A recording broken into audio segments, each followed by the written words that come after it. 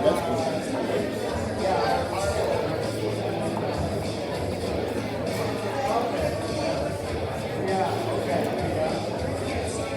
morning.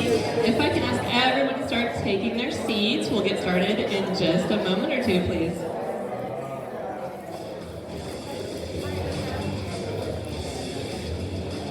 How you doing, sir?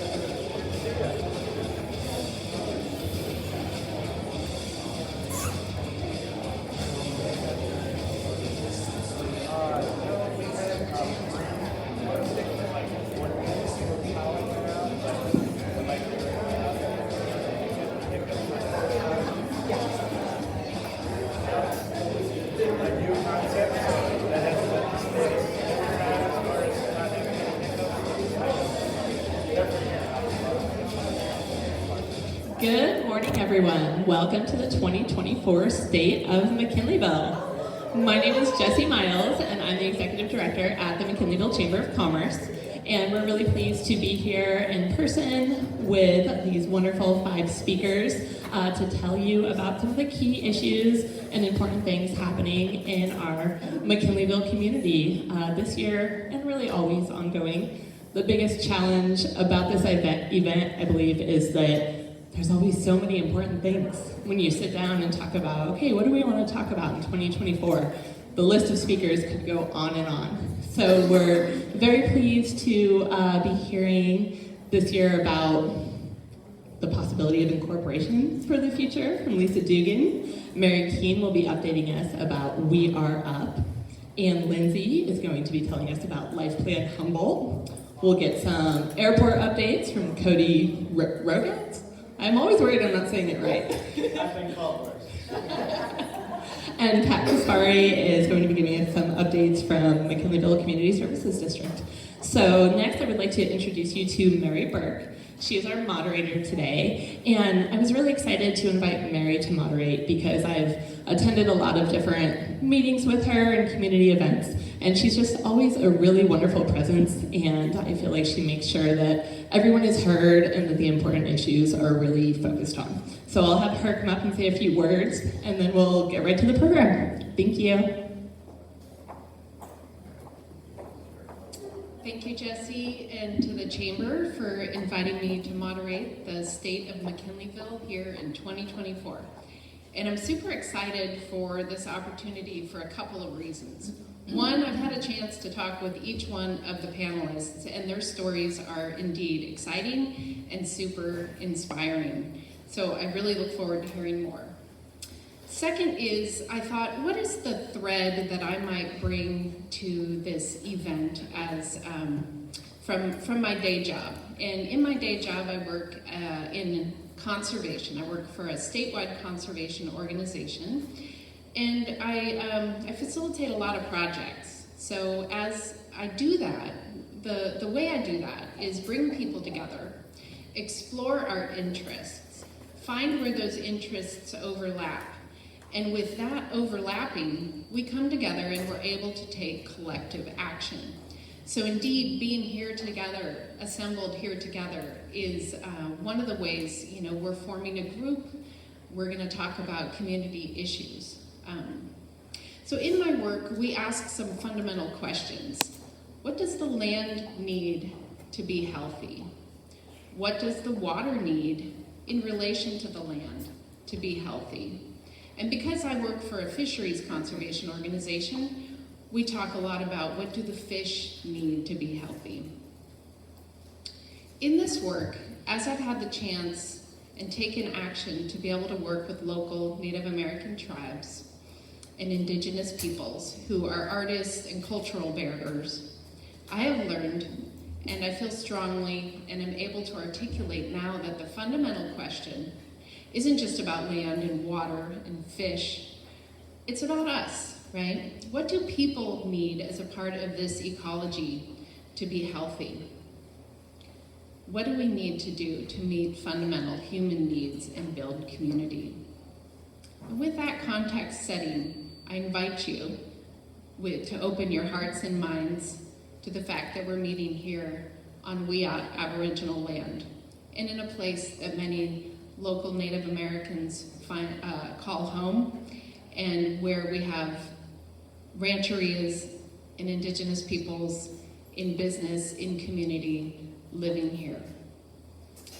Lastly, the thing that I am very excited about is that you're here, or perhaps you're watching this in the near future. You've assembled. As I said, people coming together and finding shared interests is a really powerful thing. Today, you're being asked, right, to participate in this event through your note cards. So please write down thoughts and questions, and one of us will come around and pick them up, and we'll get them assembled into some questions for the panel at the end here. So I'm really excited to open the panel of speakers and to hear about the ways in which we are planning as a community for our future, both through public policy and through project initiatives. And with that, I invite Lisa and each of the speakers to introduce themselves, how they wish to be known in this space. Please help me in welcoming Lisa Dugan as our first panelist.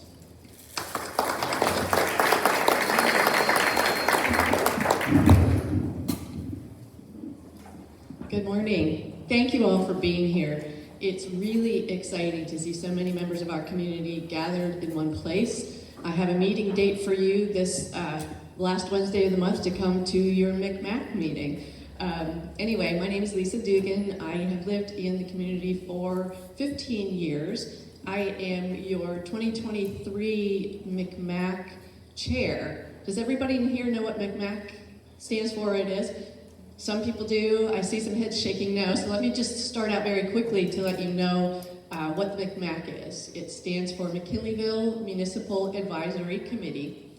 And we have an advisory committee in our community because we are an unincorporated area. We are not a city.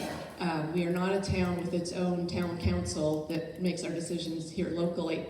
Instead, we are governed by the decisions of our Board of Supervisors, along with our more local MCSD. Everyone knows what that stands for, don't they? Many more heads shaking up and down. Yes, we know who brings us our water and our sewer and some lighting and parks and rec. So yes, that's very on the ground, very local. We know about that. So back to McMac. The McMac is not a decision-making body. We're a representative of the people of McKinleyville. We are your voice to the people who do make the decisions for us regarding county-made decisions or planning decisions for our community. And when I say planning, I don't mean specific planning projects, but overall, like zoning, think zoning. So we were very involved in making recommendations for town center zoning that is in our McKinleyville Community Plan, part of the county general plan. See if I can do two things at one time here. So this is a picture that I took that has, as you can see, one of the icons of our town, the Hammond Bridge. So I just wanted to jump right into incorporation, which seems to be a very hot button issue. Either you're very against incorporation or you're very for incorporation.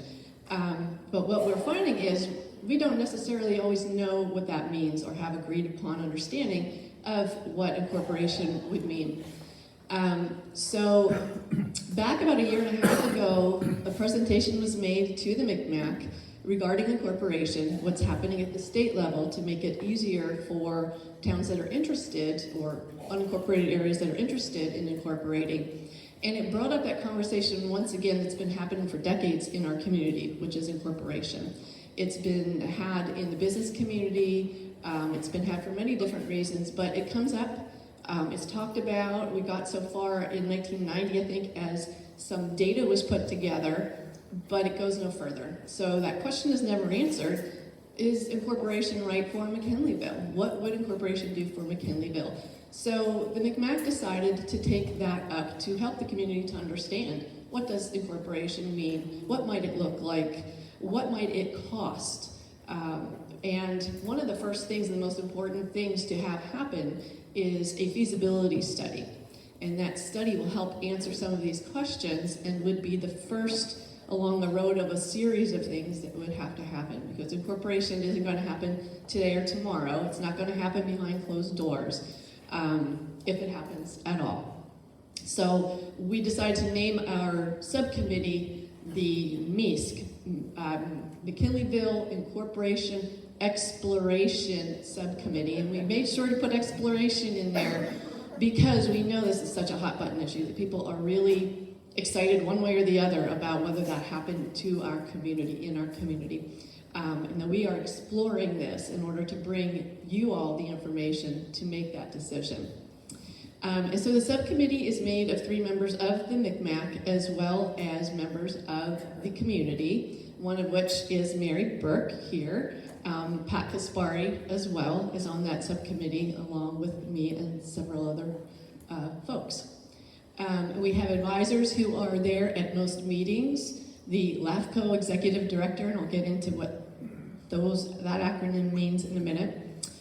We have a Cal Poly economics professor who has helped us with a data study, refreshing that 1990 data study and getting comparatives from other counties as things like how much does it cost to run a city.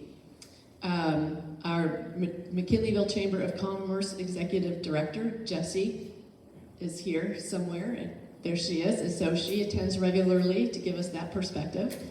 And our 5th district supervisor is most frequently there as well.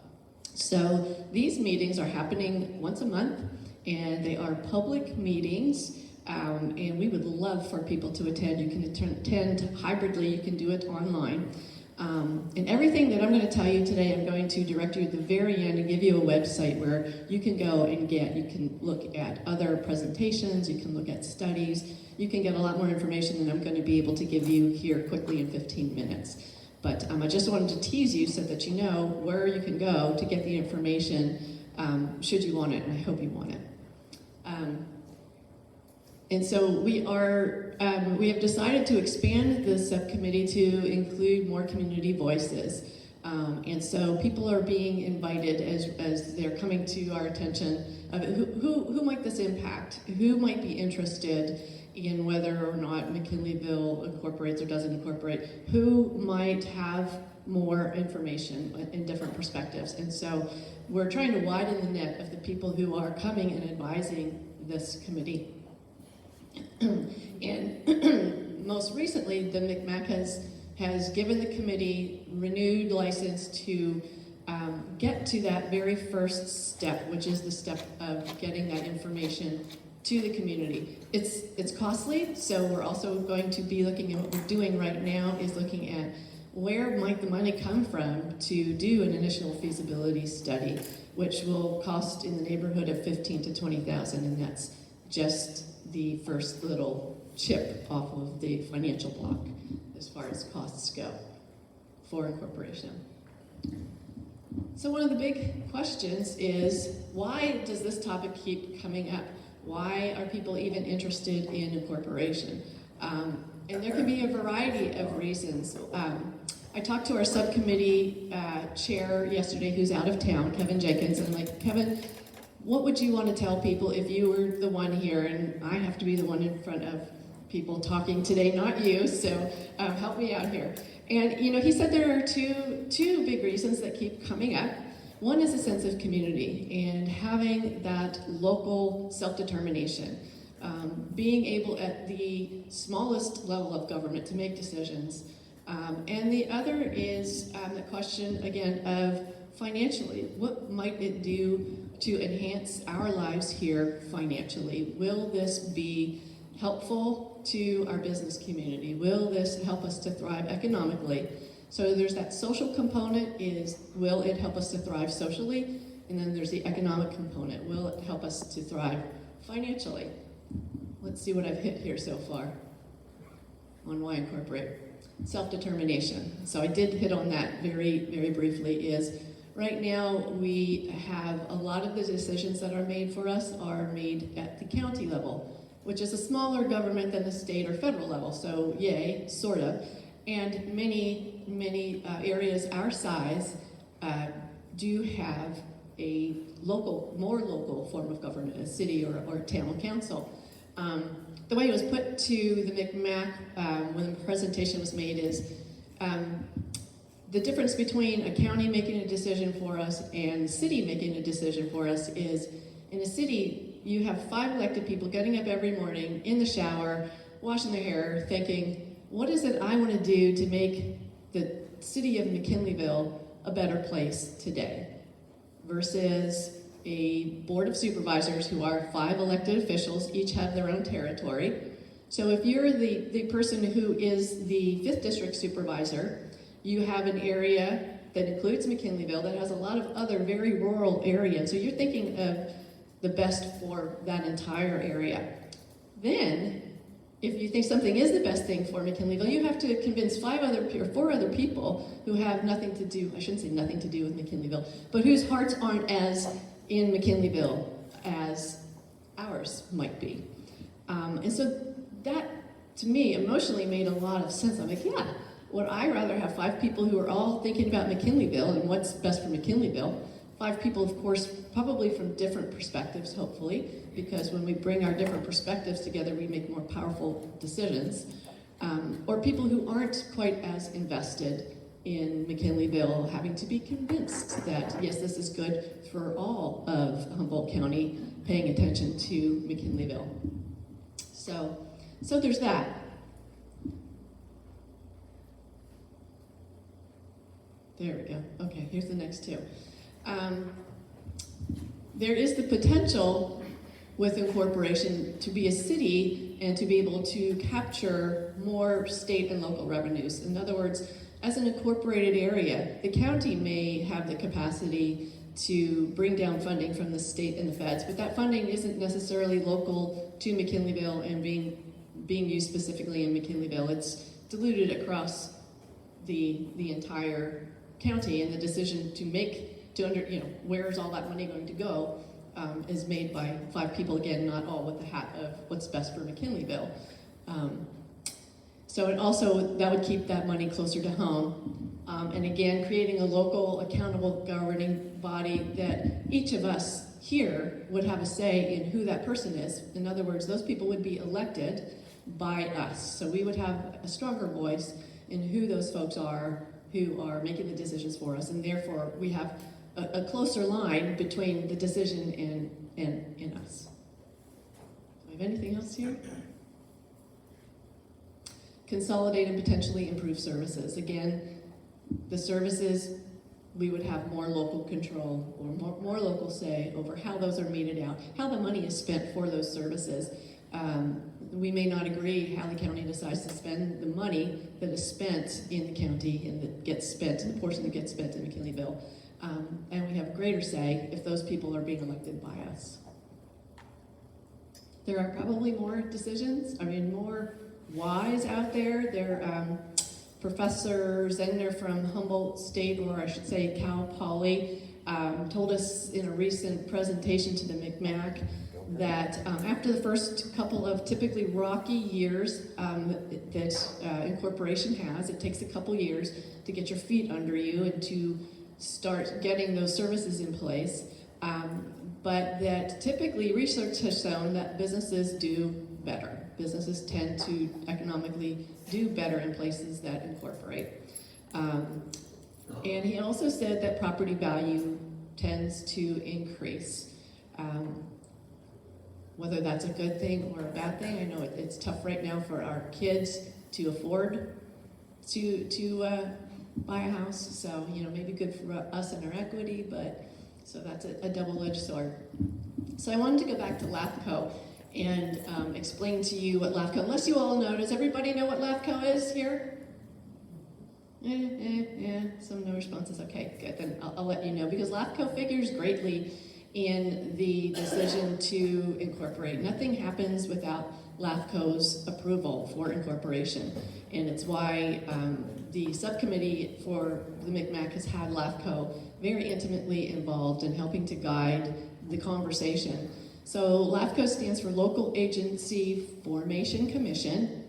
Every county in the state has a LAFCO, and it's a commission made up of city and county and citizen representatives. 7 members to be exact, in every county in California, and their primary responsibility is overseeing boundary changes, and that's for cities. That also could be for special districts. And one thing that I learned through this process that I didn't know is they also conduct, I think, every decade a review of cities and special districts. So for an unincorporated area to become incorporated, it's got to pass the LAFCO muster. So it's a huge process. I have 1 minute left to tell you about this huge process, so I'm not going to tell you about this huge process. But the key things that you should really know is that it's going to take all of us. It's going to take community engagement. If and when we get that initial feasibility study accomplished and done, there would be a community engagement process that would happen next. And nothing can happen without either the vote of 25% of the people that would be impacted saying, yes, we're interested in incorporation, please pursue it, or a body that would be impacted, i.e. either the county or MCSD, doing it's not a petition, but they could actually say, yes, let's pursue this. I'm not seeing the word I'm looking for, so I'm going to move on. But as you can see, the feasibility study, outreach, a lot of fundraising. We're talking several $100,000 process to get through. So I have 30 seconds left. The process is public, it's lengthy. You will be hearing about it, and if we get to that point, past the feasibility study to the engagement process, I hope you will all be on the lookout to get involved, to understand it better, and to have a more informed opinion, because we all have those opinions. But ultimately, we, the voters of McKinleyville, would make that decision. And maybe the most important piece of information I'm going to give you right now is where to go for more information. So first of all, the subcommittee of the MCMAC meets this afternoon, every third Wednesday of the month from 4 to 6 in the MCSD conference room. We also do it via Zoom, and you can find that information on this website below. This is where you will find research and documentation and studies and all of the information pretty much that the subcommittee has right now. If you follow this link, you will find in the right-hand corner a list of documents that have to do with incorporation. So please be opinionated and be informed, and please come and participate in what's happening in your community. Thank you so much for being here this morning.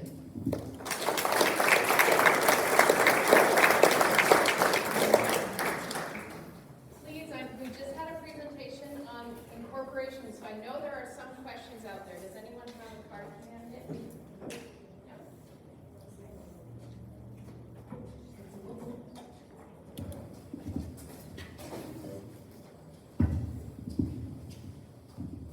So hi, I'm Mary Keene.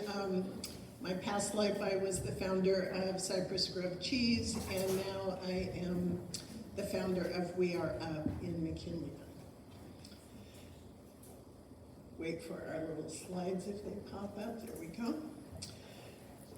So we're planning to build a vibrant community within the community to be a tapestry of, oops, I'm in charge of my slides. Just a second. There we go. Point at the computer. Oh, point at you. I'm gonna move you. Let's see. Pushing the wrong button. There you go. There we go. It's the down button moves it forward. And our goal is to return to a model where people are working together. People with diverse abilities, ages, socioeconomic backgrounds, all helping each other. We see a lot of this in McKinleyville, but we all know we can do more there. Whoops. No way. Yeah. Okay, there we go. Okay, I'll do it. I'm not good at getting help. We're kind of a limited organization. So like many Americans, I had the unexpected privilege of serving as intergenerational caregivers. After my stepdad passed away, my mother went from being vibrant to being isolated. She just sat around and watched television and lost all of her abilities. But we moved her up here where she was able to interact with the grandkids, and she just sprung back to life. It was really remarkable. And instead of being isolated, she ended up passing away at 96, surrounded by family. And 5 years ago, I became the legal guardian of this little darling up there, Jaden, who's now 16, and Jaden has autism. When she moved in, she couldn't shower by herself at age 10. She couldn't use a microwave. She didn't know the difference between a penny and a nickel. And she was very limited in her capacities. In 5 years, 3 years ago, she wanted an Apple Watch. And I told her, no, I'm not going to buy you that. You have to earn it yourself. So she went every weekend, made chocolate chip cookies and lemonade, and sat at the end of our driveway and sold those cookies until she had enough to purchase that Apple Watch. And not every child will be able to make strides like that, but we feel that everyone can do something and everyone can contribute. And it's through that contribution to a community or a family that brings vibrancy to life. I mean, just like my mom, when she felt like she was helping to care for the grandkids, she had a purpose. And it's those purposes that keep us going. But at 76, I know I have to prepare for the day when I'm not able to help her. And we don't know whether she'll be able to live alone or not, but we also do know that everyone needs support. So I always ask, who here has a family member with a disability? Raise your hand. Who here has a senior that they've helped care for? Or an ailing family member? And in a group like this, it's at least half of every audience has someone in these categories. And we think that's part of the reason this is such a popular project. So we are up sprouts from the belief that everyone deserves supportive services that they need. So there's a strong demand for new models. Where in Humboldt County right now, there is zero housing for people with disabilities. So if you have a child with special needs, where are they going to go?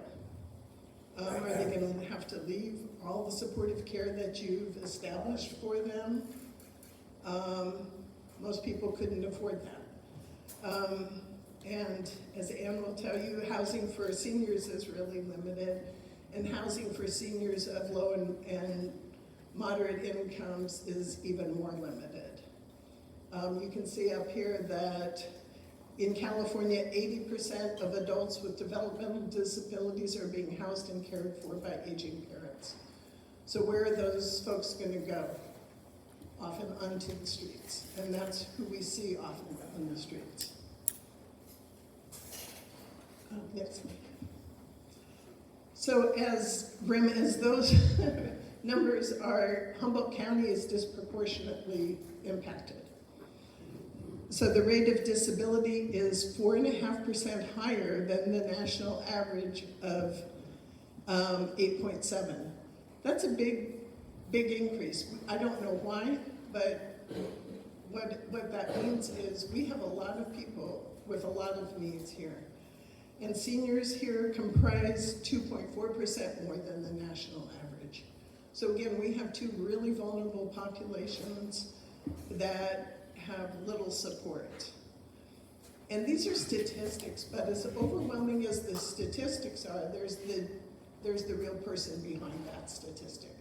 There's the mom whose child might have had a seizure and she can't go to work that day. What happens? Does she lose her job? Even if you don't lose your job, you have a loss of income. Seniors and folks with disabilities are the fastest growing segments of unhoused people. And that's pretty frightening, I think. As a community, we don't want to see that. So next slide. Gives me a chance for tea. So we all know Humboldt County is an innovative place because we have to be. And We're Up is really an ecosystem of care. So it's not just housing, it's not just the open space that we all love, and it's not just a community center. It's the way these three things interact with each other, which creates the real shift. We don't want to settle just for housing, but we want to create a new model, more like America of the past, where different people come together and support each other. The community center will be the heart, and it'll bring the residents in. So often we see seniors and folks with disabilities really isolated, and they don't have an opportunity to be seen, actually. If you're not seen, the community doesn't know that you exist. So if you're always, if your child is always staying at home, you don't know. As a community, we don't know that these people even are out there needing our support. And next, please.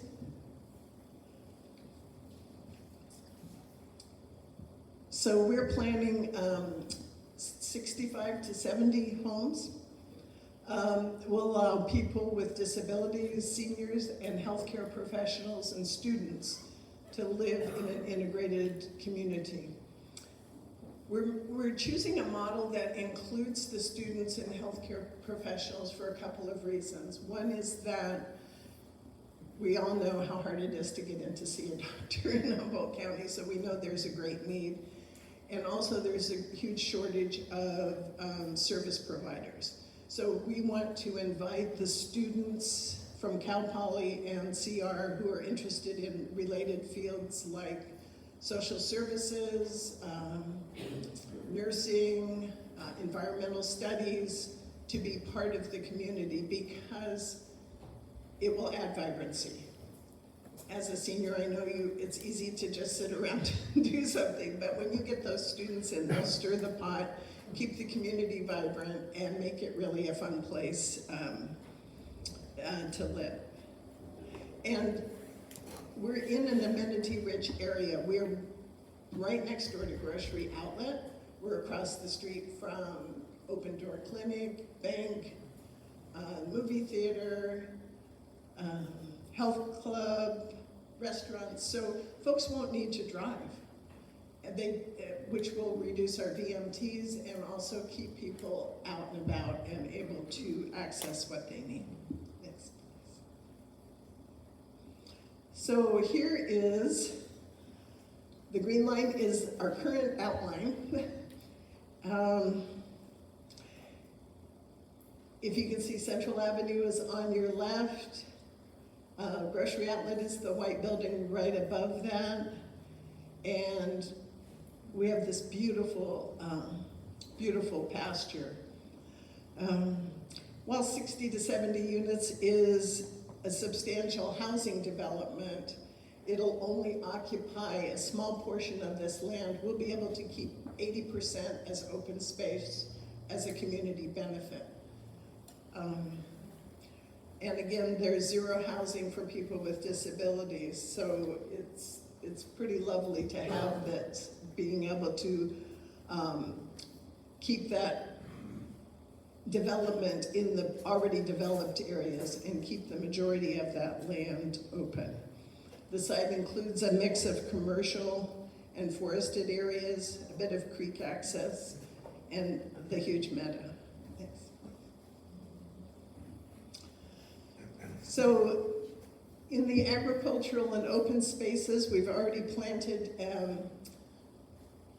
30 mature apple trees, and this year we were able to gift apples and apple butter to friends and McKinleyville Family Services Center. We're already working with FFA and other youth groups to create the sense of community that we're looking for. It's easy to start now, so why not? We have people wanting to volunteer to grow vegetables in our garden, and that's been, you can see the groups of folks pruning apple trees, planting, it was fun. We really had a good time. Let's see. So these ag activities will not only produce food, but they'll create connection across the generations. Yes, please. So we are planning a state-of-the-art community center, and this will be the hub of we are a place where we can have classes and events and community services that are designed by our residents. This will primarily need to be funded by the community. There's funds for housing, but not so much for gathering space and bringing people together.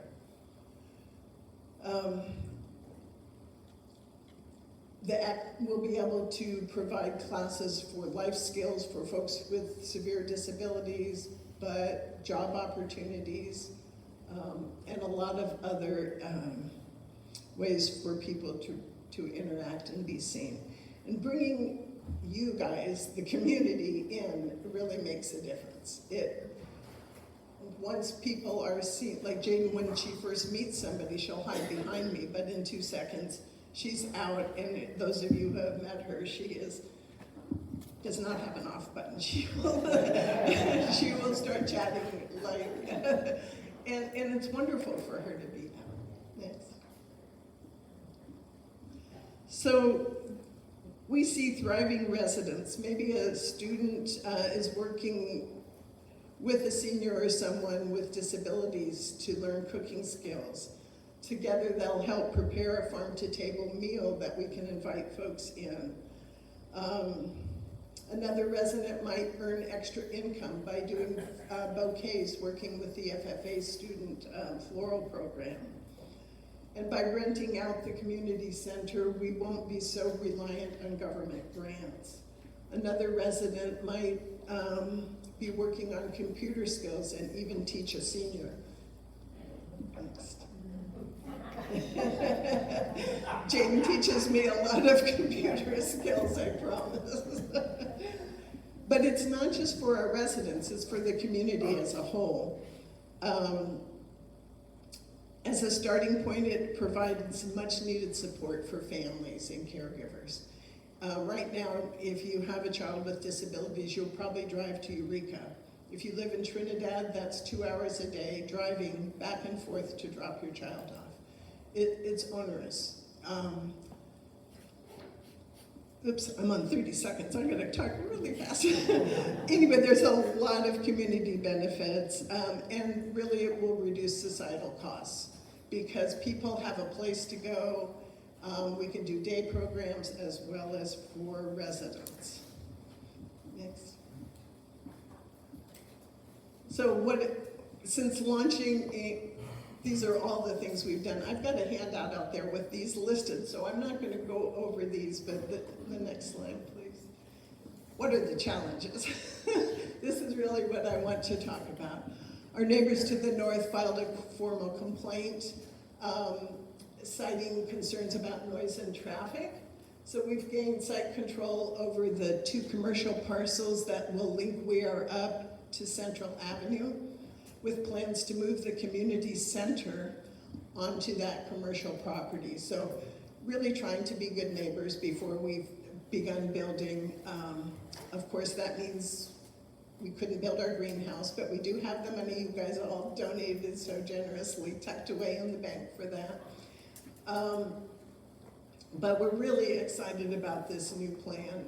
We'll just have cottages and housing up in the north where we originally had the community center. It just gives us so many more opportunities, and we will not be impacting wetlands which is really lovely. So we're really, as grumpy as I got about this, it's going to be a better project.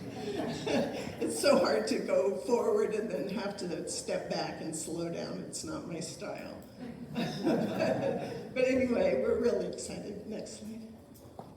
So here's all our connection. Again, it's on that on our handout, but it does take a community to build a community. So I hope you guys will all get involved and volunteer or just cheer us on, whatever you might be able to do. Thank you.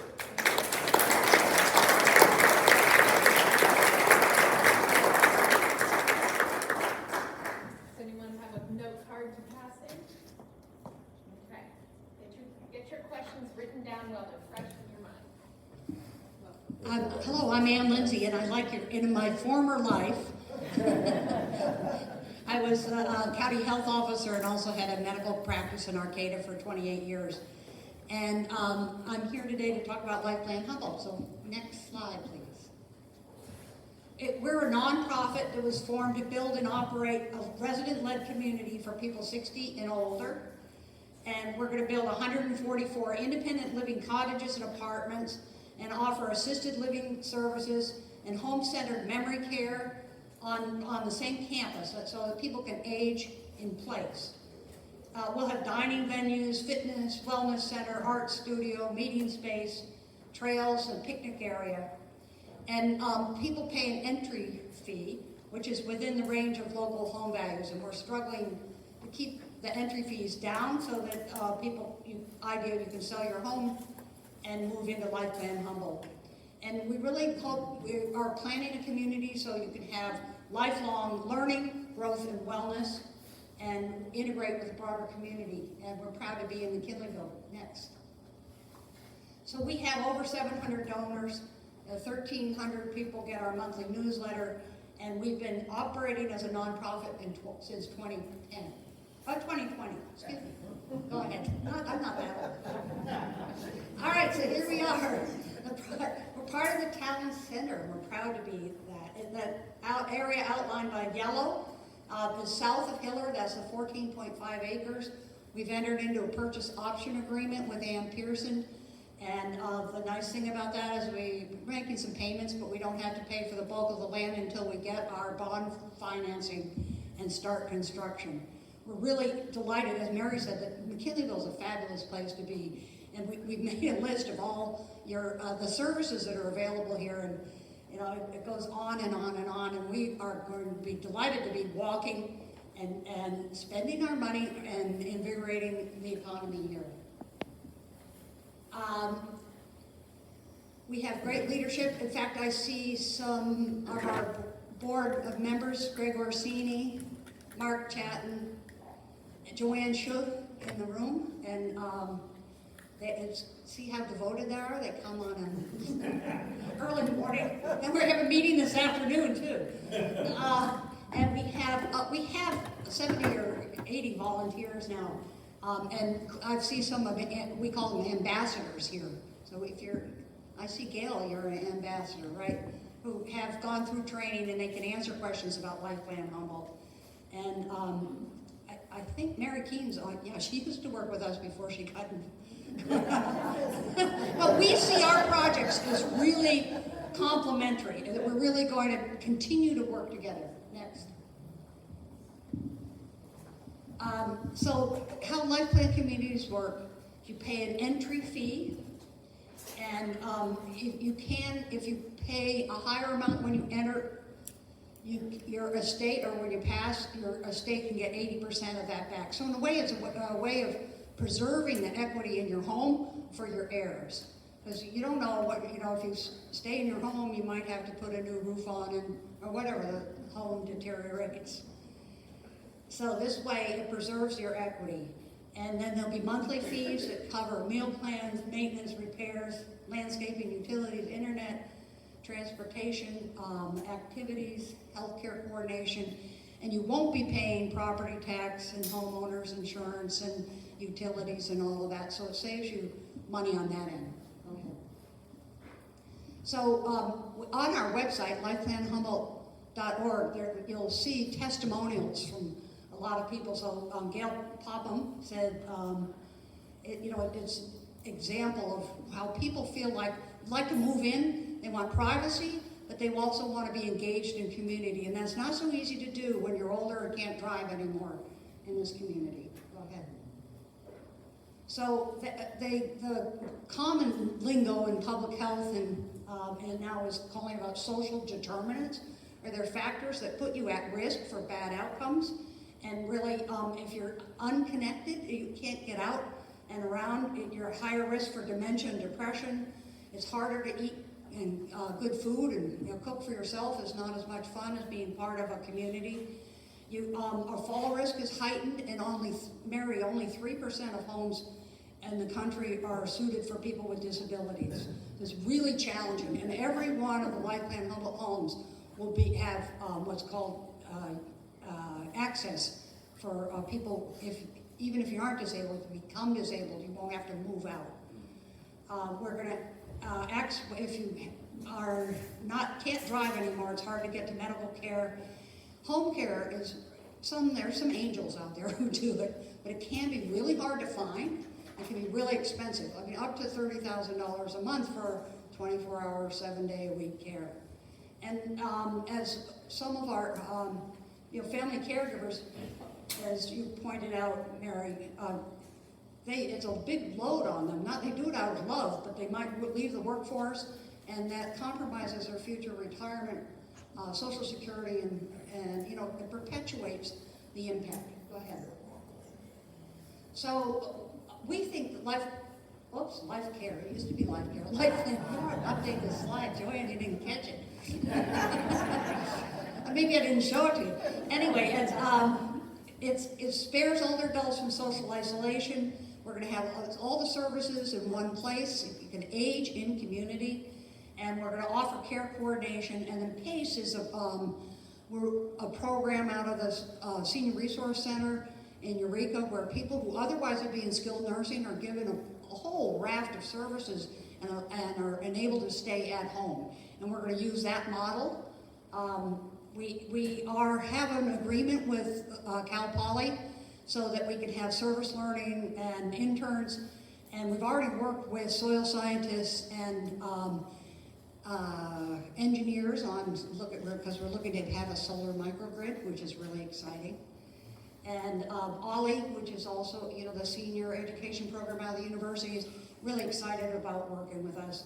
And then we'll have a partnership with the North Coast Preparatory and Performing Arts Academy, middle school and high school. So yes, we as much as Mary said, we want to be integrated in the community. We don't want to be a bunch of older people off. We also want to show the community that older people can be vital and engaged. There's a lot of ageism you encounter when your hair gets like mine. And that's a really good opportunity to have students come and see a lot of their service learning and activities now are in skilled nursing or in hospitals, and so they see older people who are ill and disabled. And so we're looking to counter ageism by this as well. We are going to open up a lot of housing. I live in a 3-bedroom home, and I can't keep up with it anymore. I can't wait till I can just call maintenance at Life Plan Humboldt. That's my mantra. I can't wait. And also, some of our supporters and board members, myself included, have dementia in our family, and we're really working to make a very comfortable and welcoming and stimulating place for people with dementia, and safe place for people with dementia to stay, as an alternative to the kind of care you might be able to get elsewhere. And we're going to keep seniors with resources here. I know a number of people who now there's nothing within 200 miles. If they move to Medford or Santa Rosa, we lose them and their contributions to the community. And it's been identified as a housing challenge facing the county is to accommodate the groundswell of elders. Go ahead. We're planning to be net zero. We're going to connect the Mid-City Trail across our property. And then we're excited about that. And we really, really like the location of McKinleyville. We looked at 15 different properties, And this is number one. Go ahead. We have national partners, but we're going to retain the local control. And we've joined Kendall Corporation, which is a federation of 13 established nonprofit life plan communities, and most of which, if not all, are Quaker. They made an exception because our values align with theirs, I guess. But our board will remain local. And then we also have a partner with Greenbrier, which is a national life plan community and developer. And they are experts at looking at the financial aspects of developing a life plan community, and they've been really helped us in our along the way. We have recently joined up with Perkins Eastman, which is an architect that especially with special skills in life plan communities, and we're actually going to have a design charrette with 30 local community members and just get ideas to them. And we've had, on our website, lifeplanhumboldt.org, there's a move-in survey, which I encourage you all to take. It explains how the community will work, what the fees might be, what a floor plan might look like, gives you an opportunity to say what amenities you'd like to see there, like there's really heavy interest in a dog park and covered spaces outdoors to socialize, I can tell you that. And anyway, that's a very important thing, and we're going to use that in our design. We're going to design it with the people of Humboldt. Go ahead. We are going to have a future residence list sometime soon, where you put down $1,000. It's basically a waiting list. You get it back, but it lets us know who's really interested. And then we're going to, at some point, we have to pre-sell 70% of our units. This is late in 2024. That's it. Yeah, I guess so. Okay, go ahead. We're going to move in late in 2027. Go ahead. And it takes money. And we have a good relationship with a bond banker, and we're going to borrow, almost $100 million to build this thing. But in order to get there, we need $6.5 million. We've raised over $2.6 million so far. We're setting up so that we're going to get local lenders, and we'll pay high interest rate. And stay tuned for that. But we say we're the little engine that could, and we're gathering steam. And we really appreciate the support. And actually the NCMEC has been very supportive too. And we've been working with them to really make sure that we're fit in with the rest of the community, but they're excited about having us. So not only are we the little engine that could, I think we're going to be the engine that can power the whole McKinleyville town center. Go ahead. So I'm going in less than my time. So sign up for updates at lifeplanhumboldt.org. And Joanne, we're having a party. and Joanne can give you a little invitation card to that. It's the 15th of February from 5 to 7 p.m. at the Plaza View Room at the Jacoby Storehouse.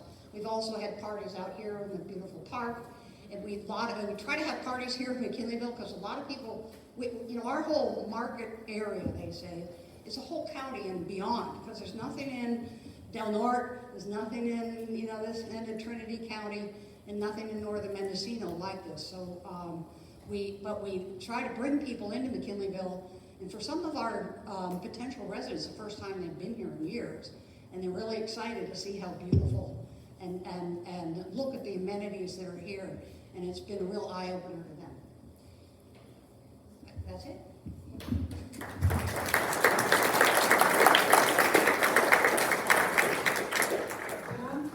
Ann, can you explain how the affordable housing part of it works? Oh, yeah, that's why I didn't make it in. We are partnering with an affordable housing developer. And it will be separate. We're going to subdivide the property off, and 2 acres of the 14 and a half will be developed by our partner, the Rural Community Housing Development Corporation. Because that's one of our principles, is we want access, and not everybody has a home to sell to come in. The affordable housing will be on a rental basis, and it's based on your income. And it's my understanding that a single person with up to $40,000 a year could qualify for the affordable housing. And that's a huge thing. The affordable housing is not going to happen without Life Plan Humboldt happening. But we're really excited to have a partner who can do that. We're going to share a lot of the same amenities on the property, and we also are going to engage the same architect, so it makes it one community, because it's not just people who can afford to sell their house and move in who want a community. People who are eligible for affordable housing want to live in a community, not just housing. Thank you, Joanne.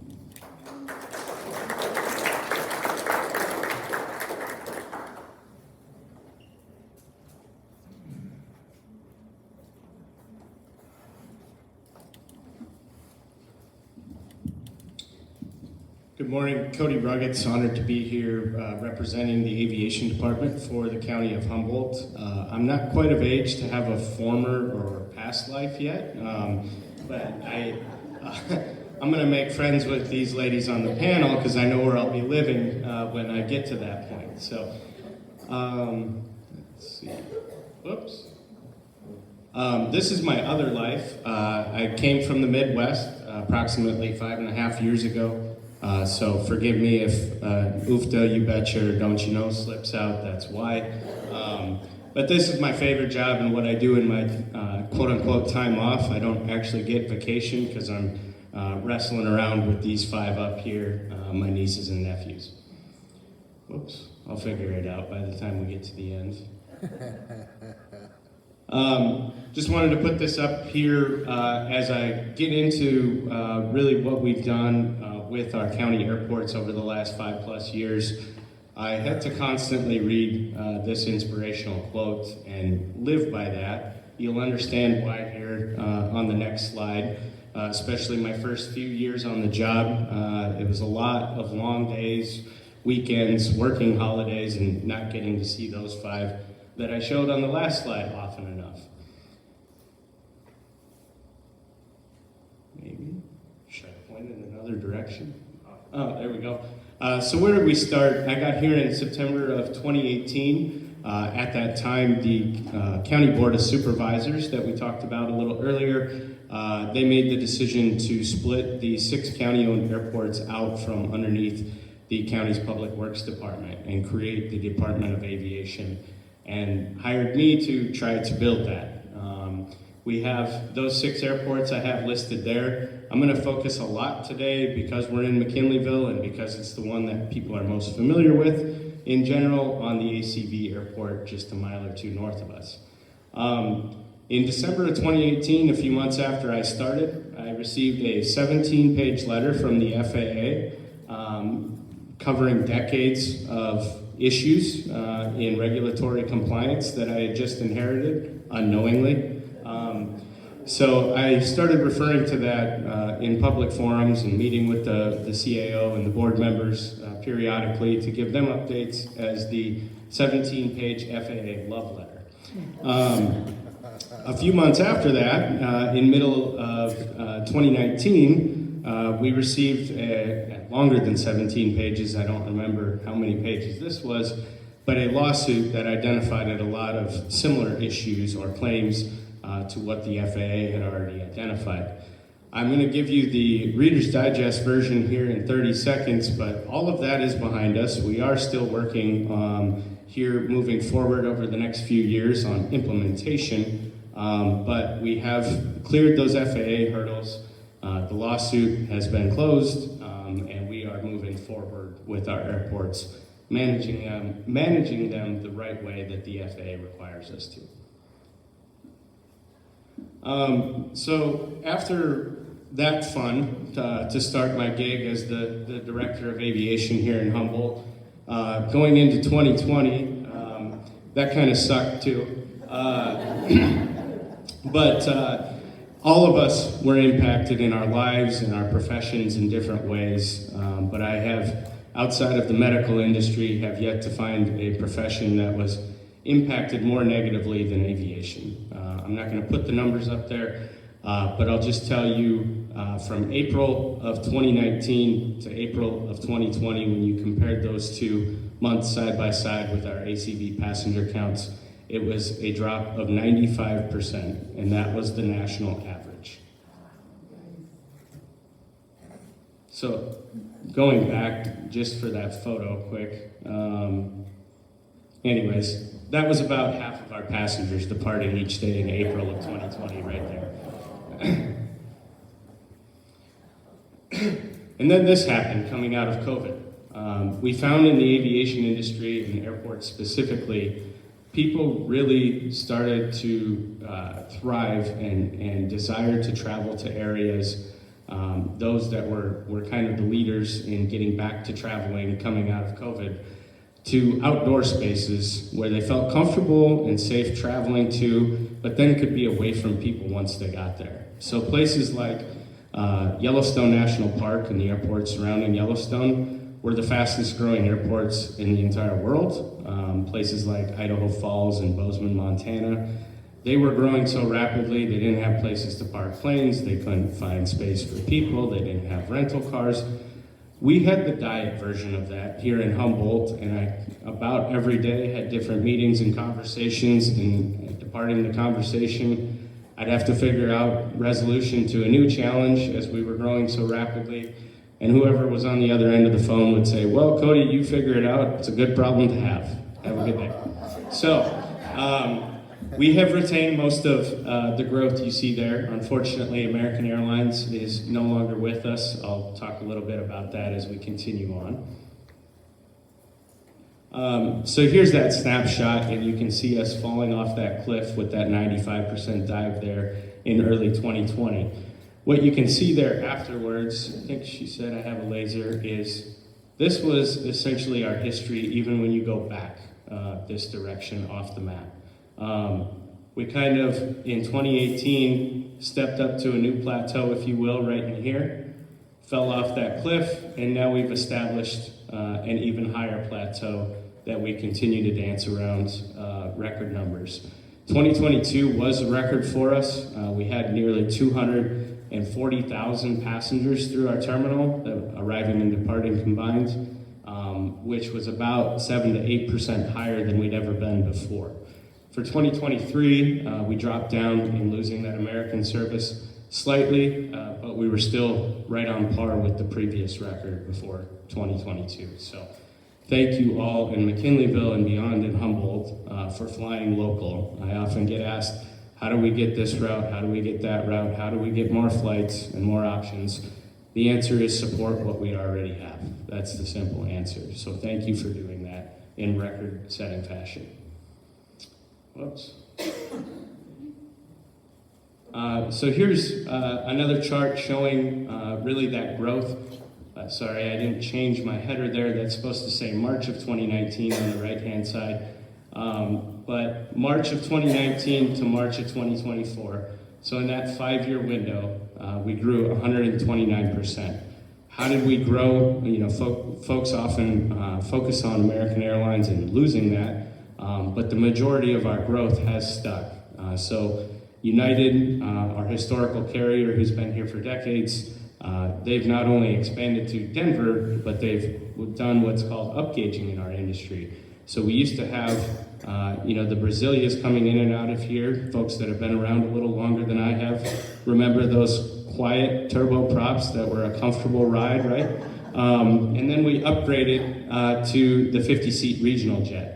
Now, the majority of airlines are going away from that 50-seat regional jet, and their smallest offerings are a 70 or 76-seat regional jet, and that's the majority of what we receive now. So when you think about 50 to 76, that's an increase of over 50%, but we've continued to fill those planes, which is why United has continued offering those larger regional jets to us, which are definitely more comfortable than that turboprop and even more comfortable than that 50-seat regional jet. Additionally, we've had great success with bringing Avelo Airlines in. Avelo was a startup just a few years ago. The gentleman that started Avelo also started another airline about 20, 25 years ago that you may have heard of called Allegiant. He's utilizing a very similar business model with Avelo, but with some specific twists and really trying to give Avelo that unique brand identity. Again, thank you, Humboldt, for supporting Avello. We are one of their strongest stations in their network of over 40 airports served across the United States. ACV to Burbank is one of the strongest routes that they have anywhere, so thank you for that support as well. This is just an example of speed dating. No, we're not speed dating, if anybody knows that young lady up there. Diana Rios has been helping us for the last couple of years. She's more well-known in the Fortuna area, but well-known across the county. Worked for FBID, leading that organization, I believe, for close to a decade, and she's been with the county for just over 2 years now. She's been helping me at the speed dating venues, speed dating airlines. So putting together presentations, some of which I gave you a sneak peek at there a few slides ago, with some of those statistics, but putting together these presentations as we get 20 minutes to pitch new routes to airlines in these conference venues. We also have around 150 to 200 competitors there, if you will, in other small communities like Humboldt that are all clamoring at the opportunity and begging for 20 minutes with airlines that they're targeting as well. So it's a highly competitive environment, but Diana has been a huge help in that arena and helped us even grow stronger bonds with the airlines that we currently have service with and those that we're trying to grow with. Oh, did I go the wrong way again? There we go. So I wanted to talk a little bit about capital too. I haven't seen my time card come up yet, so I don't think I'm in trouble yet. Oh, now she did it. I shouldn't have said anything. I heard somebody earlier, Ann or Mary mentioned possibly attaching a microgrid to their community developments, which are both super exciting, by the way, as a McKinleyville resident myself. So that project was actually closer to $12 million by the time they were done, but you may have heard of the RCAM, or the Redwood Coast Airport microgrid that we worked with the Schatz Energy Research Center at Cal Poly really closely with, and the Redwood Coast Energy Authority, RCEA, were our primary partners amongst many others. We also have approximately $50 million in additional improvements that we've been making. Most of that has been focused up at ACV. You may have heard I was probably the most popular guy in the entire county this past August when we closed ACV from August 14th through the 25th. You're welcome. In all honesty, that project was 5 to 10 years overdue. What we did in that process with a local partner that was phenomenal from start to finish to work with in Mercer Frazier, they laid almost 40,000 tons of asphalt in a 12-day window on that new runway. So we milled 2 inches off of it and added 6 inches, as well as millions of dollars of new lights and electrical equipment up there. We continue that project into this year. The biggest forward-facing one, you guys are thinking this guy runs our airports and he can't figure out a clicker. Where's the computer? Oh, sorry. There we go. So there's some examples of what we were doing in overnight closures on the electrical work.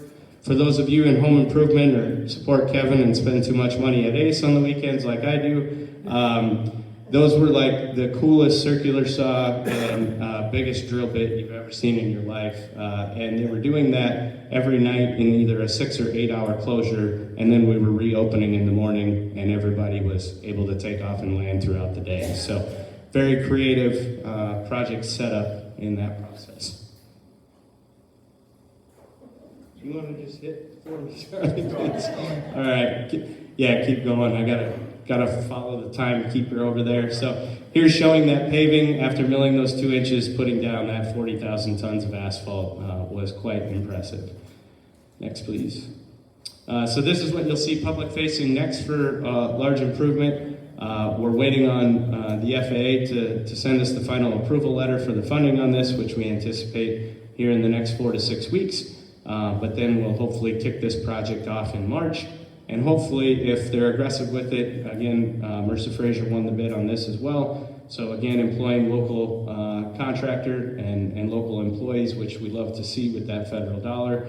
But this will hopefully be done in a 90-day window. So Next slide, please. Oh, and that will all be one level. There won't be any steps, and not that we'll do this, but even if the parking space is farthest from the terminal where we put our ADA, we would be fully ADA compliant across a very flat surface. So this is what we're working on, is more electrical improvements, not super sexy, not super public facing, but very exciting for myself and our team. And we're also working on relocating one of our taxiways to meet engineering standards of the FAA in future years. So some work going on at some of our outlying airports. I'll skip over that really quickly with our McKinleyville audience. Next, please. So this is really exciting. I'm going to get yelled at by the timekeeper here, but this is really important. This is our success rate right now with the FAA's currently owned and operated and maintained equipment at ACV. So this is an analysis of that system that they utilize to come in during inclement conditions, and the success rate that they have based on those minimum thresholds they need to have for visibility and ceiling. Next slide, please. This is what would happen if we got the next upgrade to that system. So we are strongly advocating to the FAA and trying to encourage them through showing them these charts, amongst many others, on why this is so important for our community. I do want to highlight that even with that yellow on the last slide, that we are right on par with national average for current cancellation and delay rates. So while you may talk to your friends and other McKinleyvilleites, I think that's a word, I just made it up if it's not, about their cancellation or their delay flying in and out of ACB, if they had driven to Sacramento or San Francisco, they would have been just as likely to be canceled or delayed as if they would have flown out of ACB. I think I'm done. If not, she's going to come yank the clicker I can't operate out of my hands. So thank you all for having me here today.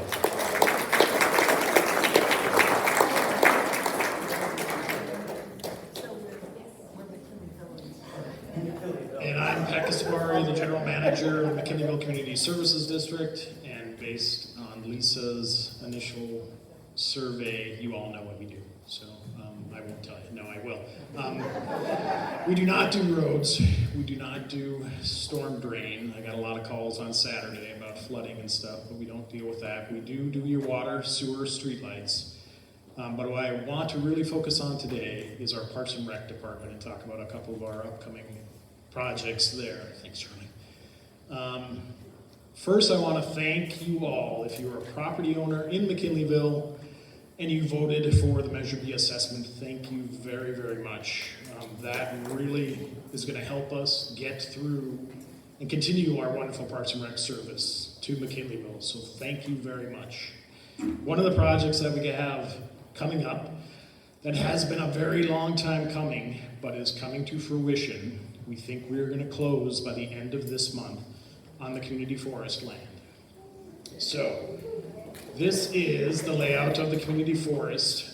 It runs from Murray all the way down to Hunts Drive, or just off Cochrane and Visitor Court, and Hunts is down here, so almost all the way to North Bank Road. It generally runs along, it's not quite the ridge line between us and Fieldbrook, but generally runs along there. This is the divider, which is an existing logging road for Green Diamond. And I also want to point out that Green Diamond is in the process of working on a conservation easement for all of this area too. It'll allow them to continue their logging, but it won't allow for development of that land. So we're really putting a whole big chunk of the area up above McKinleyville into conservation. I am going to see if I can advance. So this is a zoomed in for the northern part. Like I said, this is Murray Road, and if you have been off Murray and up to the community forest land, this is the existing turnout kind of at the top of the hill. And that is going to be the main access point for the community forest, and that's where we're really going to focus on developing a parking lot. We're going to try and make it big enough so we can get horse trailers in and out. Green Diamond worked with us to set aside a bunch of land up there to allow for access up there. The other access point is going to be off First.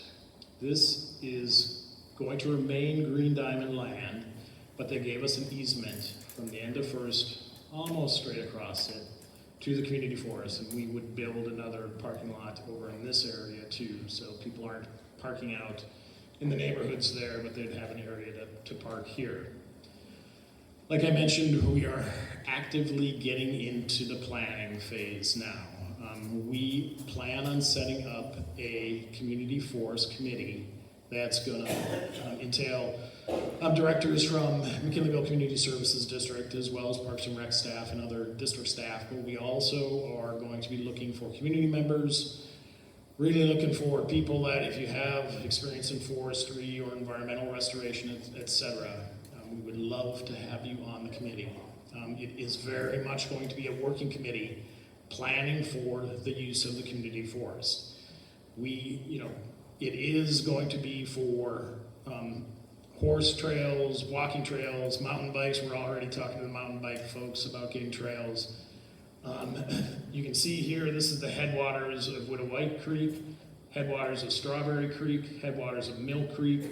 We're planning on doing a bunch of restoration projects, watershed restoration project. We're talking to Two Feathers, trying to get the tribes involved, and they are very interested in doing restoration projects as well. But that is really going to be the focus here for the next year, and we are going to use that committee to come out to the community to talk to you about what exactly you want to do up there. I do have the southern portion as well, but I guess I'm not going to talk about this too much. I'm trying to save time for questions too, so I am going to jump into the next one that I want to talk about. This is the BMX park. So this is School and Washington, so it's right on the corner of School and Washington.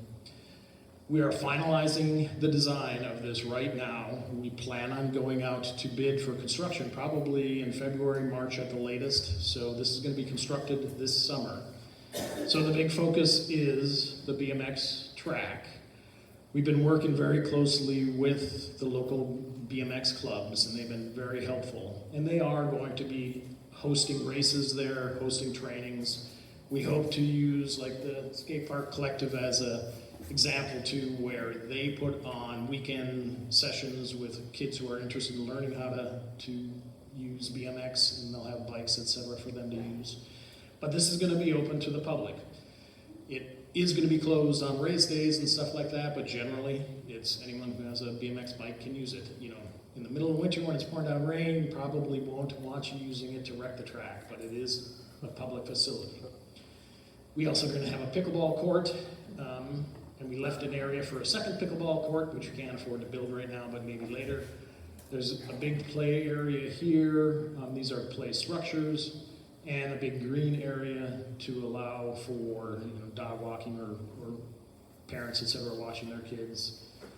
A big area also for watching races, and a half-court basketball, as well as a restrooms and concession stand. We also, if you drive up and down Washington, you can see that the new development put in all those new nice wide sidewalks and bike lanes that then pinch down to almost nothing when you get to Washington. We are going to pick those up right here, and we're going to take them through the park, either so you can either go out to School or continue on to Dutchess and go out that way. So that'll really help the congestion on School in Washington as well. I am going to, I think, 8 minutes. I have 8 minutes? Oh, jeez. Dan, I've got a bunch of questions. Yeah, so I really want to allow us to get to the questions as well. So I think I'm going to do that. Great. I'm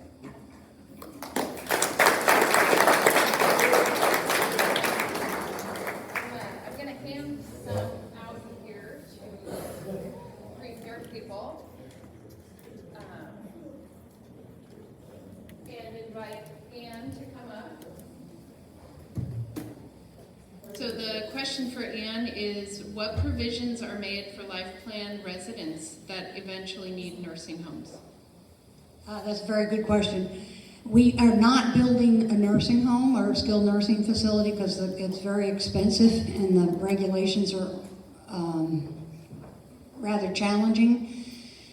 And we paying attention nationally. Life Plan Community is getting away from providing skilled nursing, specific skilled nursing services, and following the PACE model in Eureka. Very few people actually need skilled nursing if you can provide comprehensive support and services in people's homes, and that's our model.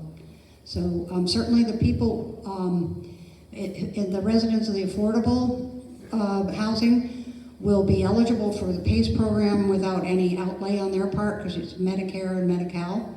And we're talking to the program about how to deliver that same kind of services for people in Life Plan Humboldt. Nobody wants to go to a skilled nursing. Thank you, Anne. So you can answer from your seats. I forgot you all have microphones. So let's hear from Mary next. So my question was, are you working on transportation-specific improvements, bike, pedestrian, and transit? So yes, we were really fortunate to partner with HCOG, Humboldt County Association of Governments, and together we received a $2.6 million grant. 1.2 will go to We Are Up for infrastructure such as this and some of our other infrastructure. And the balance, 1.4, will go to bring improved bus services to all of McKinleyville. So we will have a bus stop right outside on Central Avenue. It's really exciting, and that will, because now if you want to take the bus in McKinleyville, you have to drive to Central or be able to walk there. And if you can't, it's really difficult. So this is called microtransit. So they could come and pick you up at your house and take you to the bus stop. And we're really excited about that because we all know we've got to reduce our vehicle miles traveled as well as be able to get people who can't drive to where they need to go. So Beth Burks is the bomb. Thank you. And Lisa?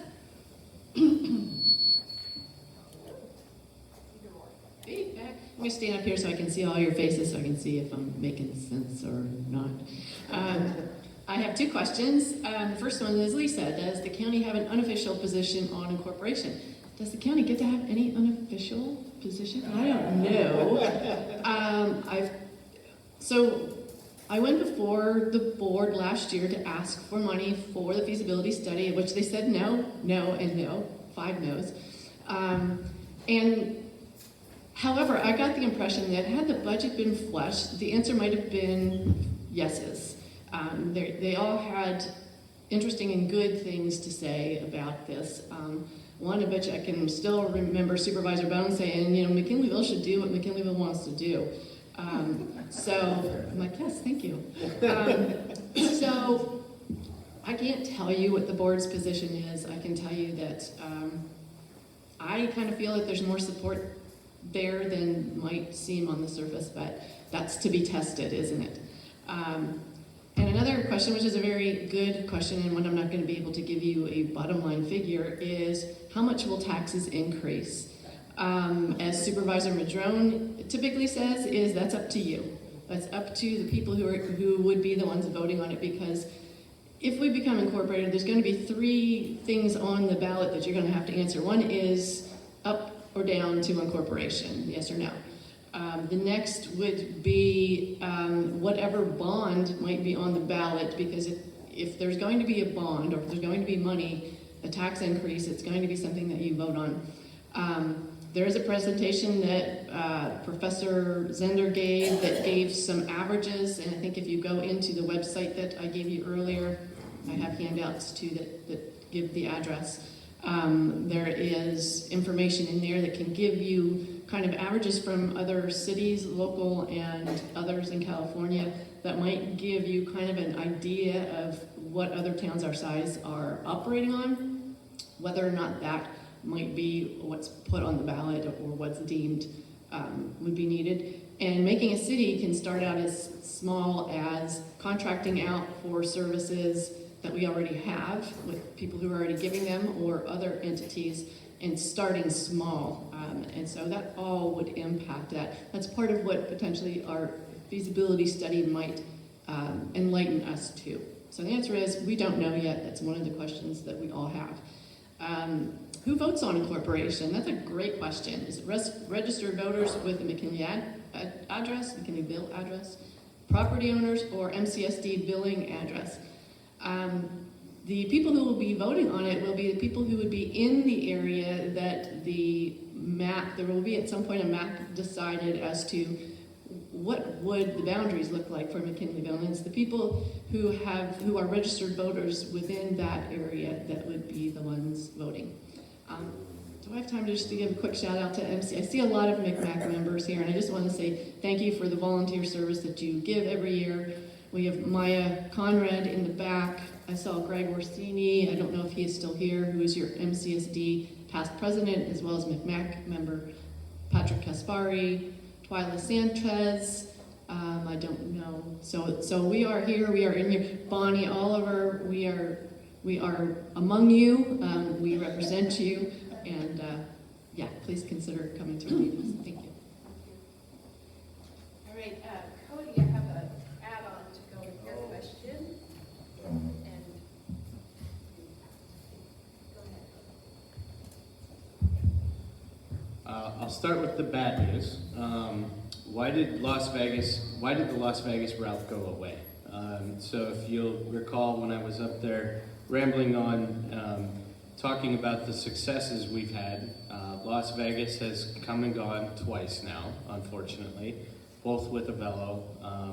There were times where that route performed well as far as load factors, but at the end of the day, whether it's United or Avello or any other airline that we get in here, they all have shareholders. They all are trying to run a profitable business, and they're all very good at that.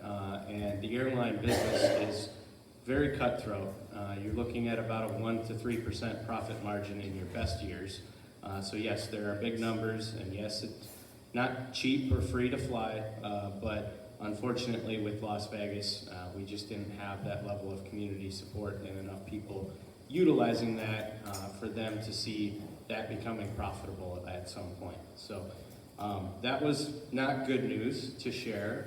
My second question is, how do we get a northbound flight again? And I don't have any great news to share today. What I will tell you is, if you look back at when I was talking about speed dating in my presentation, speed dating airlines, we've been fortunate enough to meet with Alaska Airlines for the last several years, probably close to a dozen times, including them accepting what they call a headquarters meeting, where we request to come up to Seattle and sit down and present to them why they should take their limited and valuable assets of aircraft and start a route here, either from Seattle or Portland. We also have a small community air services development grant that we were successful in receiving a few years ago. We haven't been able to incorporate that. You may have heard in headlines that all airlines, including Alaska, are facing pilot constraints in that they don't have enough pilots to fly everywhere they want to go. Alaska and potentially others want to come here and provide a northbound route.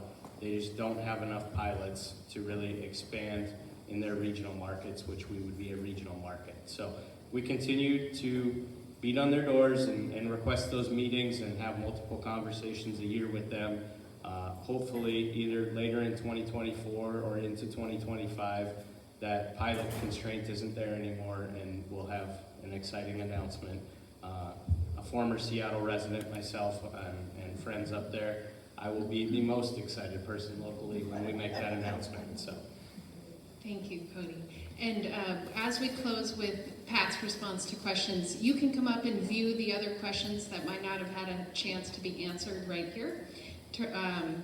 Just a quick thank you as people are leaving to our presenters. What an incredible future, what a bright future we have because of the participation from all of you. So over to you, Pat. Okay, and I'll make these quick too.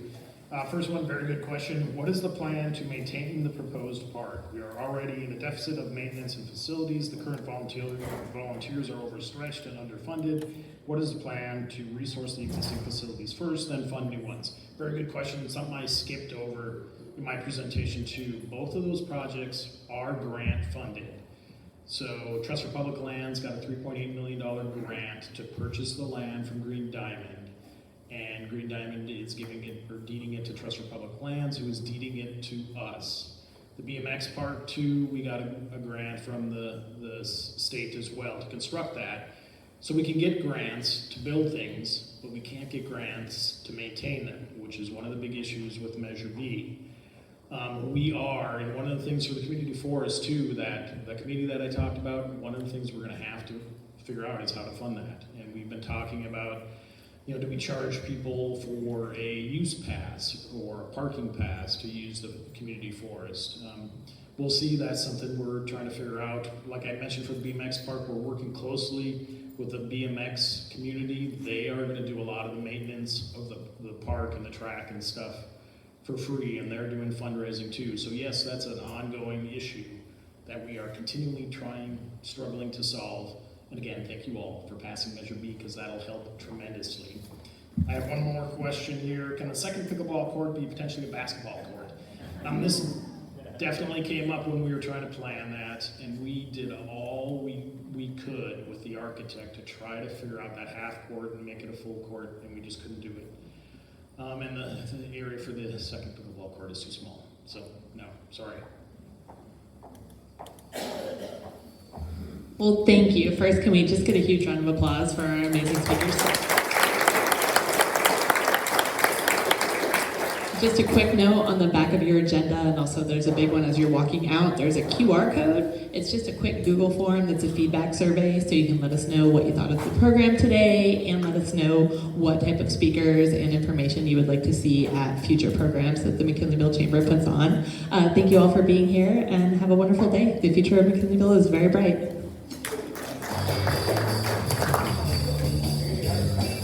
All right.